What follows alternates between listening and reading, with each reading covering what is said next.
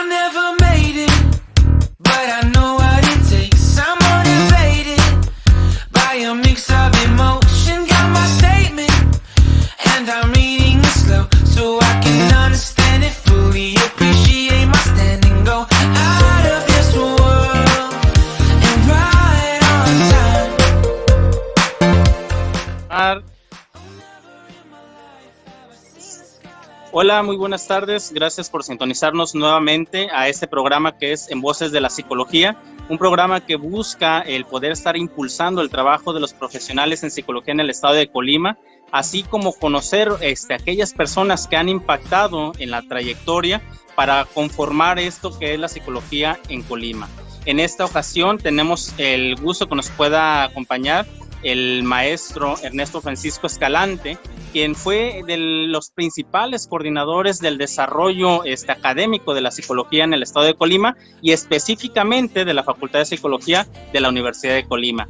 Pues bueno, la idea de que está aquí presente el maestro pues es de que nos pueda compartir cómo ha sido su andar en este camino que es, de su desarrollo profesional como psicólogo, que nos hable de su construcción académica y cómo también visualiza la psicología hoy en día después de pasar el tiempo, ¿no? Pues bueno, de manera sintética, para que nos pueda hablar un poco él de su bagaje curricular, pues hablaré un poco. Es licenciado de psicología por parte de la Universidad Nacional Autónoma de México, está especializado en los temas penitenciarios, en prevención del delito y en temas de derechos humanos.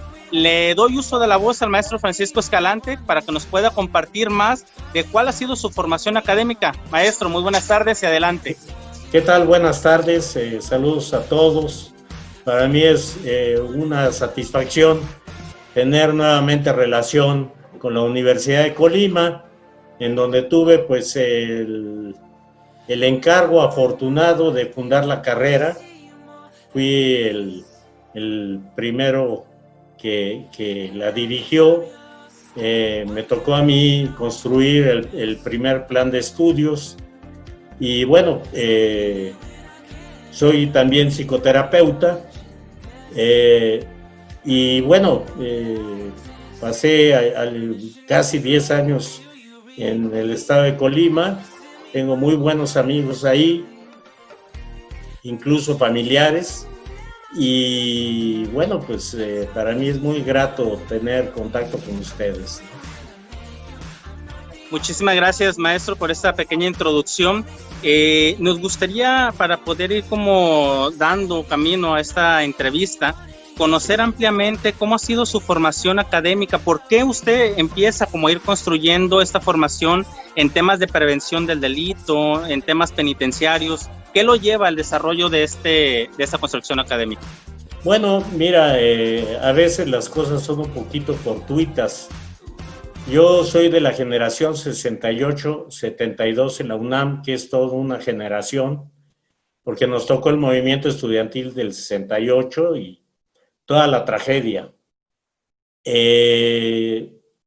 A mí uno de los primeros trabajos que obtuve fue precisamente en la Dirección General de Servicios Médicos del entonces Departamento del Distrito Federal, y que tenía bajo su ámbito la cárcel de Lecumberri, los servicios médicos de Lecumberri. Y había un área de psicología en donde hacíamos los estudios psicológicos a los internos, a los reos de aquel entonces, y bueno, dábamos dictámenes, sobre todo hacíamos fundamentalmente evaluación psicológica en la tristemente célebre cárcel de Lecumberri, que era interesantísima en cuanto a su construcción, su historia, muy, muy interesante. Allí inicié el contacto con esta área. No fue la única, como pueden observar en mi currículum, pues, yo he sido psicoterapeuta pues ya hace muchos años. Tengo 52 años de actividad profesional y sigo en activo. Y me he movido por muchas áreas, pero las cárceles fueron especialmente un área de mi interés. Desde luego no fue el único, pero sí, ahí sí se me inseminó la cosquilla de entrar a esos ámbitos, especialmente difíciles, duros, pero muy interesantes, muy ricos en cuanto a vivencias y experiencia profesional. Así seguí, bueno, trabajé también en hospitales, fui coordinador de salud de la Escuela de Salud de Ferrocarriles Nacionales de México, y también pues me aportó muchísimas experiencias. Mi servicio social la hice en el Hospital Psiquiátrico Infantil, en el Juan Navarro de la Ciudad de México. De ahí mi interés nació también por los menores, especialmente los niños y adolescentes, sobre todo los adolescentes, porque no tenían un área que se ocupara de ellos, ¿verdad? Por eso llegué después de muchos años como director general de menores infractores a nivel federal. Esto pues no fue casual, ¿verdad? Tuve una actividad muy importante, incluso escribí libros acerca de esta situación. Si quieres, simplemente los voy a Adelante, mostrar, ¿verdad? adelante, maestro. Uno fue Aprender a Vivir, fue el primero que escribí, y vinieron después de pues otros, ¿no? También fue otro libro, ¿verdad?, sobre comportamientos preocupantes en niños y adolescentes. Después me llevó a escribir este libro que pues ha tenido una mayor difusión, ¿verdad?, que es cómo prevenir conductas destructivas en niños y adolescentes. Luego colaboré, ¿verdad?, en la escritura de este libro, que son Luces Verticales, que es un libro dedicado a menores infractores, desde la estructura de lo que es un centro de menores infractores a su tratamiento, participando gentes tan notables como Edgardo Buscaglia, que es un experto en seguridad, y también escribí esta enciclopedia, ¿verdad?, también sobre niños y adolescentes, ¿verdad?, que era una de las cosas que más me preocupaban. Soy psicoterapeuta también de parejas, ¿verdad?, y hice una tesis, ¿verdad?, la tesis de maestría, la escribí acerca del homicidio, enfocándolo como un problema de salud mental, de salud pública, perdón, y que debería ser atendido, ¿no? Y bueno, pues a pesar de que esto lo escribí en el 2000, ¿verdad? Pues siguen las cosas como están, ¿verdad? Como todos sabemos cómo estamos a nivel de seguridad y de Aquí, violencia, ¿no? fíjese que de aquí sale una pregunta bien interesante con todo este bagaje, igual solamente como para reafirmar, recordarles que el maestro Francisco Escalante, pues un poco de su formación es maestro en prevención del delito y sistemas penitenciarios, como para que Así vayan es. como conociendo la construcción de este bagaje bibliográfico que tiene. También tiene una especialidad en prevención del delito y derechos humanos por el Instituto también mexicano de Prevención del Delito e Investigación Penitenciaria, y como comenta, también una especialidad en psicoterapia.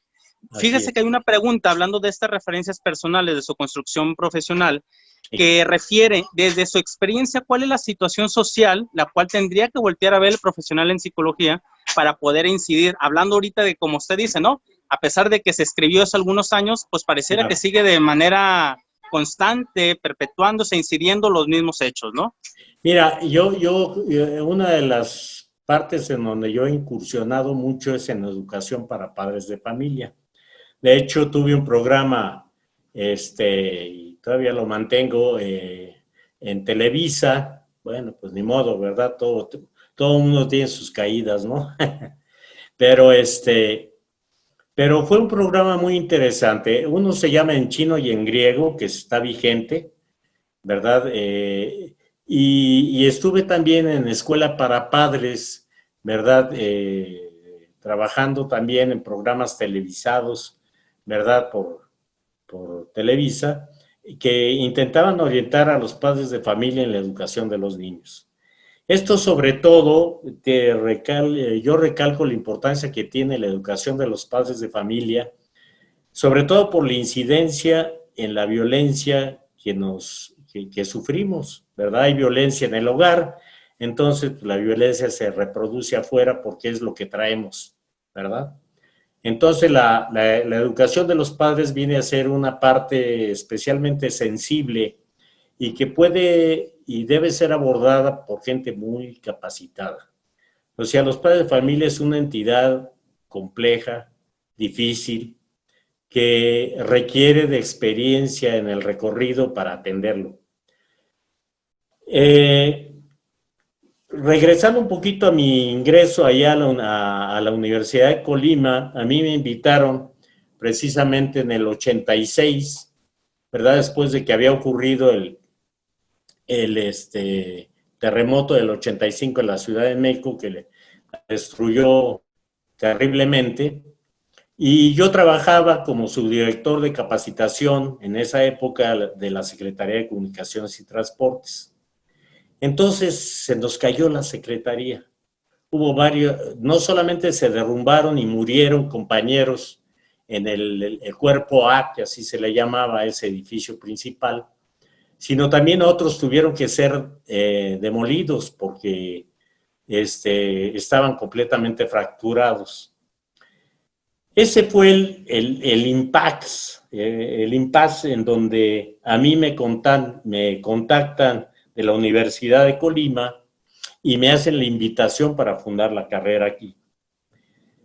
Y el problema que yo tenía ahí en México, o aquí en México, porque aquí estoy, es que habíamos perdido nuestro espacio, o sea, la capacitación se congeló. No había lugares en donde hacerla porque todas nuestras aulas tuvieron que ser derrumbadas y tenían que hacerse de nuevo. Entonces no teníamos espacio y andábamos como nómadas de un lugarcito en otro, pero realmente ya no haciendo capacitación porque no había el espacio para realizarlo. A mí me llega la invitación y mi esposa precisamente es de Colima, de ahí el nexo con la universidad, y se me hace la invitación y decido aventurarme y aceptar. Cuando llego a la universidad, me piden que estructure el plan de estudios. El plan de estudios lo estructuré gracias a la participación de maestros de la UNAM y de la Universidad de Guadalajara que participaron conmigo. Claro, los invité. Les pedí que compartieran con nosotros sus conocimientos y fuimos paulatinamente y en conjunto diseñando el plan de estudios. En el plan de estudios hubo innovaciones. Por ejemplo, no existía la materia de sexualidad, lo que me parecía muy grave en muchas universidades, incluyendo la de la UNAM, ¿verdad? Y yo había criticado mucho que no existiera una materia de esas. Tampoco había historia de México ni problemas sociales, económicos y políticos de México, y fueron esas tres materias las que en principio incorporé al plan de estudios. No sé si continúen, pero para mí era muy importante. Inauguramos por fin la carrera. Me encontré con un grupo de 18 muchachos, que eran los que habían ingresado. El primer problema que encontré es que no tenían el hábito de la lectura, no sabían inglés, no sabían leer en inglés, ni sabían investigar.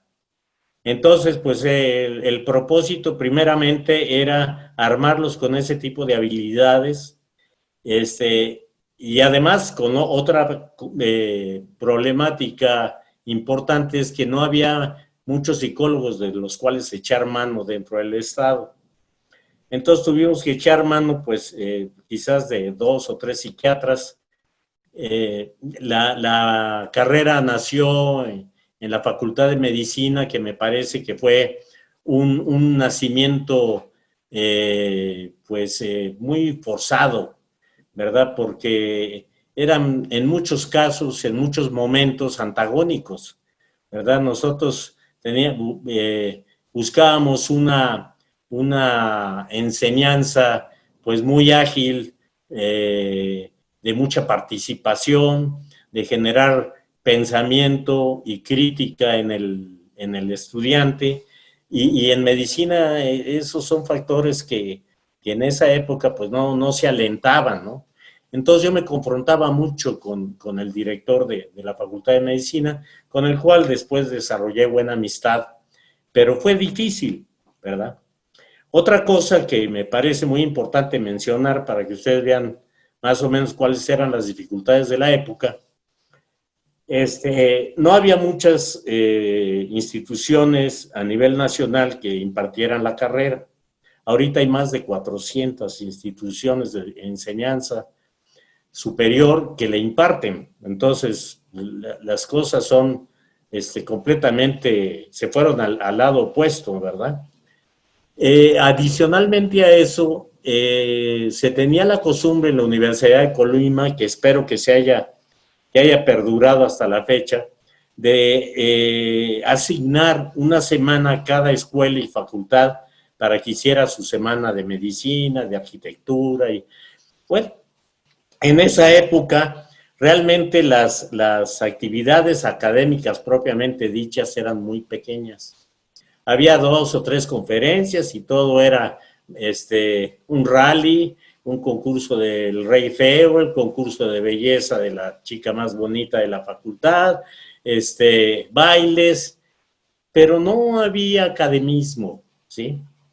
Para mi gusto. Entonces, yo le planteé al rector la necesidad de hacer una semana de psicología, pero diferente, ¿no? Que hubiera actividades académicas fundamentalmente como base y que se acompañaran con presentaciones de los grupos artísticos y culturales que tiene la universidad. Entonces, durante la semana nosotros proyectamos, bueno, se escenificó una obra de teatro, hubo una presentación del maravilloso ballet folclórico de Colima, mundialmente conocido, el coro de niños era extraordinario, el grupo de jazz, un grupo de rock and roll, en fin, varias actividades muy interesantes que se intercalaron en conferencias, en mesas redondas, en paneles, y con la obligación de que los muchachos ya de primero y segundo semestre, o sea, porque empezó a entrar ya, habíamos crecido rápidamente, así como fueron 18 al principio, en la segunda generación eran más de 30. Entonces ya eran 40 y tantos muchachos, y así siguió celebrándose la semana. Y esto nos proporcionó, nos dio mucho prestigio social, ¿verdad? La gente común y corriente también buscaba ir a las conferencias y aprender sobre el tema de la psicología. Yo invité a maestros de la UNAM, a maestros de la Universidad de Guadalajara y desde luego a mis propios maestros, que cada vez fui incorporando mayor cantidad de psicólogos porque fueron llegando, ¿verdad? Porque tuve la oportunidad de hacerlo, e irme deshaciendo un poco, y te lo digo tal cual, de los psiquiatras. Los psiquiatras no representaban, desde mi ángulo, y en esa época al menos, ¿verdad? Un paso adelante, o alguien con quien uno pudiera congeniar y armonizar y organizar desarrollos didácticos, académicos, sino eran tipos muy cortados, muy acartonados, muy metidos en una psicopatología pues muy rebasada. Y yo sí, propositivamente se los comunicaba a mis alumnos, ¿no? Les decía, no cedan, la psicología es una ciencia sumamente importante, tiene futuro, cada vez es más presente en todas el tipo de organizaciones humanas, hay especialidades y subespecialidades y siguen sumando. Y eso es muy interesante, muy importante. ¿Ves? De hecho, una de las que todavía con las que se pelea uno como carencias que tiene las universidades que imparten la carrera es la especialidad forense, que es muy importante, ¿verdad? Y que ahora más que nunca se necesita, ¿verdad? De psicólogos forenses y psicólogos criminales, ¿no? Que atiendan precisamente la gran problemática que en nuestro país tenemos, ¿no? Y bueno, pues así fueron sucediéndose las cosas, realmente crecimos, ya al cuarto año ya la generación era muy interesante, ¿verdad? Y seguíamos creciendo. No sé ahora en la actualidad, y te pregunto, ¿cuánta gente tiene ahorita la universidad, la Facultad de Psicología? Sí, sí es un bagaje amplio. Realmente yo provengo de otra facultad. Sí, No, he tenido el acercamiento y me han abierto las puertas, de hecho, la directora actual, que ha sí, estado como muy al pendiente del desarrollo profesional de los psicólogos y las psicólogas, independientemente de dónde vienen, sí. pero sí ha sido un buen número de personas. Realmente la Facultad todavía de Psicología es la que agremia Sí, completamente el mayor número de profesionales que egresan también, ¿no? sí, porque hay 6 instituciones en Colima que imparten la carrera, cara. Mira, y eso es parte de nuestro problema. Por ahí tú planteabas en una pregunta cuáles eran quizás la problemática actual más severa al respecto del desarrollo profesional del psicólogo. Y yo te voy a reducir en una sola palabra, calidad. O sea, un psicólogo que no domine el idioma inglés, por lo menos para leer y para investigar, que no esté actualizado en las corrientes, sobre todo en este sentido, bueno, en el sentido, por ejemplo, criminológicos, desde luego los españoles nos llevan una ventaja brutal, pero hay muchas escuelas psicológicas en el mundo y la psicología tiene grandes compromisos, ¿no? La figura del psicólogo ha sustituido a lo que antaño fue el cura, por ejemplo, ¿no? Que era una figura a la quien recurrían para pedir orientación o ordenar o corregir a los hijos, pues ahora el psicólogo es el que ha ido adoptando ese papel. Entonces, es muy importante, ¿verdad?, que nosotros asumamos ese papel, pero que lo asumamos con seriedad. Hay chicos que apenas acaban de salir de la facultad, que no han llevado nunca un proceso de entrenamiento y estudio de la psicoterapia y se avientan a dar psicoterapia y entonces lo único que hacen es dañar, ¿no? Dañar a la gente porque no tienen la preparación de vida. Y otra cosa muy importante es que el psicólogo debe ser un tipo cosmopolita, ¿verdad? Yo creo que debe de viajar lo más que pueda, debe de enterarse de mucho, debe tener una cultura básica amplia, ¿verdad? Sobre todo en aspectos sociales, ¿verdad? Como puede ser, pues, desde luego, la historia, la sociología, el desarrollo político, las ciencias políticas, todo ese tipo de conocimientos son fundamentales para comprender nuestro presente y insertarnos en él y actuar, ¿ves? O sea, no se puede simplemente aventarse como alborras, ¿verdad? Porque uno hace mucho más daño de lo que uno cree, ¿verdad? Hay muchas personas que ostentan el título de psicología o como licenciados en psicología, pero muchos no lo merecen. O sea, la verdad, su preparación es lamentable. No están preparados para asumir las gravísimas tareas que un psicólogo tiene, ¿verdad? Porque nosotros manejamos vidas, manejamos existencias, manejamos posibilidades. Mira, dentro de la penitenciaría del Distrito Federal, del cual fui director, yo implementé un programa que se llamaba Proyecto de Vida. La respuesta fue impresionante. Reos que tenían o internos que tenían condenas de 30, 40, 50, 60 años, se inscribieron en el programa. Y me decían, licenciado, si yo hubiera sabido, ¿verdad?, esto que usted ahora me dice, jamás me hubiera dedicado a lo que me dediqué, ni hubiera hecho lo que hice.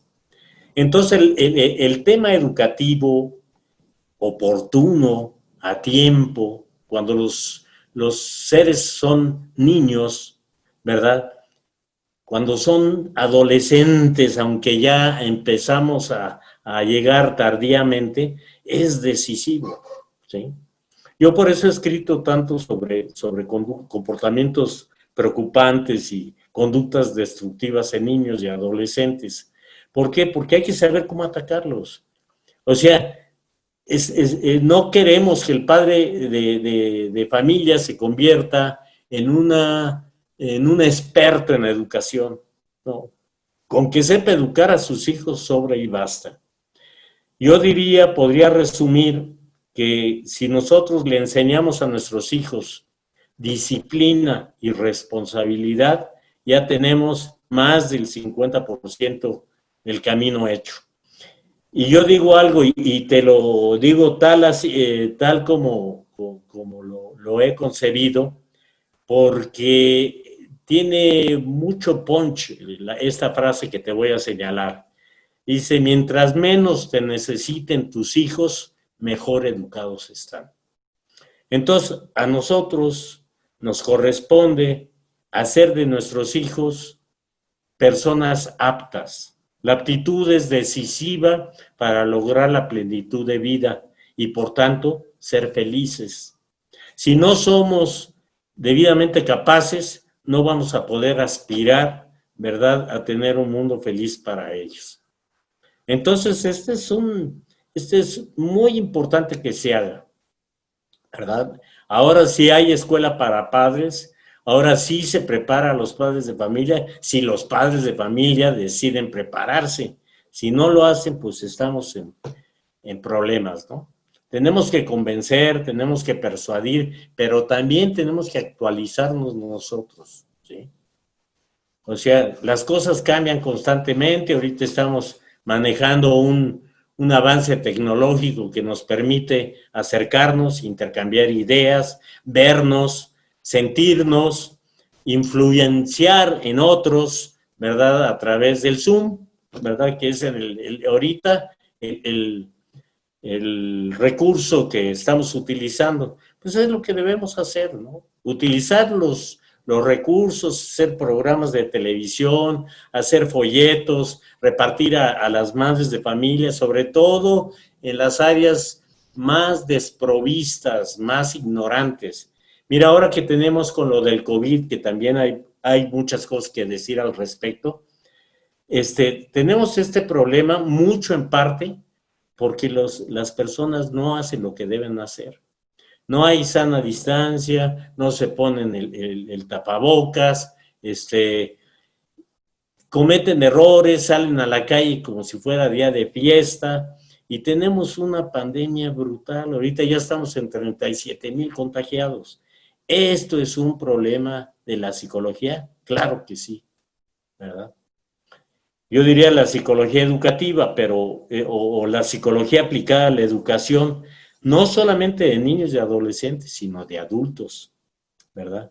Tenemos que llegar también a atender a la pareja como tal. Ya no hablamos de matrimonio porque cada vez hay menos, ¿verdad?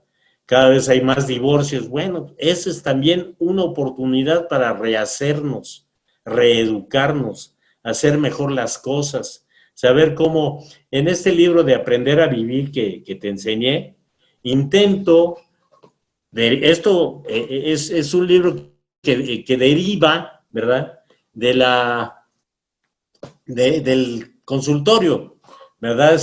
Es tomado de todos los sufrimientos y todos los problemas que he visto a través de la gente y que se requiere de aprender a vivir, de hacer. Hay cosas que deberíamos de saber desde hace mucho, ¿verdad? Y que no sabemos, ¿verdad? En la relación de pareja, un tema, por ejemplo, intimidad, pucha, ¿quién lo conoce? ¿Quién sabe hacer? ¿Quién sabe desarrollar una conferencia sobre intimidad? Pues muy pocos, ¿verdad? Hay muy poca gente preparada en ello. Entonces, yo con el psicólogo, yo siempre lo apoyo. He tenido la oportunidad de tener muchos subalternos psicólogos. Los he ayudado a desarrollar, les he puesto también buenas llamadas de atención, ¿verdad? Para que hagan las cosas con seriedad, ¿verdad? Que atiendan las cosas con profesionalismo, que si no sabes, no hagas, ¿verdad? No hagas creer al otro que va a resolver su problema si no tienes la capacidad para ayudarlo. Eso me parece que es muy delicado y la verdad es que se cae mucho en ese tipo de problemas, ¿no? Entonces sí Sí, debemos de ser atentos. Sí, dime. creo que es bien importante lo que menciona, porque de alguna otra manera tenemos que ubicarnos como corresponsables socialmente sobre todos los fenómenos que están sucediendo, ¿no? Ya en su momento también Martín Baró decía, ¿dónde está la pretendida falta de relevancia de la social de la psicología? Pues que a veces no se involucra en esas Claro, problemáticas que están enfrente, ¿no? Y en ese punto es bien relevante porque entonces si no tenemos noción de dónde estamos parados, cuáles son nuestros alcances, nuestros límites, claro. pues lo que único que generamos es esta iatrogenia terapéutica, como usted lo viene comentando, ¿no? Entonces es Y necesario mira, tener como bien coherente todo, ¿no? claro, y ahí te agrego algo. Por eso yo incluí historia, política, económica y social de México y problemas políticos, sociales y económicos de México, porque tú tienes que entender tu mundo. O sea, yo siempre parto del hecho de que un profesional de la psicología debe de comprender al mundo. Si no comprendes al mundo y si no sabes cómo viene la jugada, poco puedes hacer por mejorarlo, ¿sí?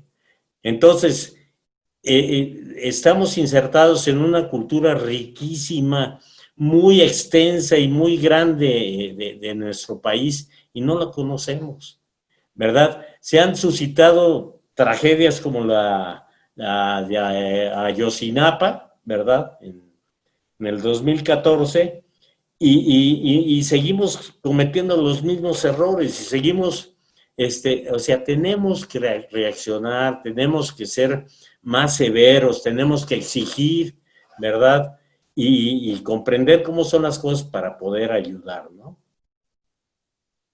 Excelente, maestro. Pues muchísimas gracias. Realmente pequeños brevarios que tenemos en Voces de la Psicología, pues Sí. nos se permiten visibilizar como las ideas, la filosofía de los profesionales en psicología que han impactado también aquí en el estado de Colima. Pues le agradezco muchísimo esta participación y espero que sigamos todavía en contacto. Desde luego que sí, ahí tienes mi correo, sí te lo envié bueno, y me enviaste ya tus comunicados y tienes mi teléfono, yo estoy para servirles, sigo estando igualmente involucrado, me mantengo mi actitud rebelde, ¿verdad? De no aceptar la realidad como algo consumado y ya no se puede hacer nada, sino como algo en donde debemos de actuar. ¿Verdad? Y debemos de actuar siempre, ¿no? Maestro, ¿lo ubican en alguna red social? ¿En dónde lo encuentran para esos procesos psicoterapéuticos que brinda? Platíquenos un poquito. Mire, yo estoy tengo mi página de Facebook, ¿verdad? Y me pueden localizar. También, pues ahí te di mi propio correo electrónico y mi teléfono, y con mucho gusto, en la medida que ustedes lo requieran o alguien lo necesite, estoy a sus órdenes. ¿Eh? Y pues a mí me dio mucho gusto participar. Agradezco mucho la atención que me prestaron, ¿verdad? De invitarme. Y bueno, pues con la misma pasión de siempre, ¿verdad? Así me van a encontrar, soy terco hasta la fregada, man. ¿Eh? Excelente, pues maestro, muchísimas gracias. No, Y hombre, pues al bueno, contrario, un abrazo. seguiremos por ahí transmitiendo también con la experticia de algunos otros colegas que nos van a estar acompañando. Y pues sin más, esto es En Voces de la Psicología y pues cerramos transmisión el día de hoy. Muchísimas gracias por las personas que nos acompañaron. Gracias, hasta luego. Hasta luego. Bye.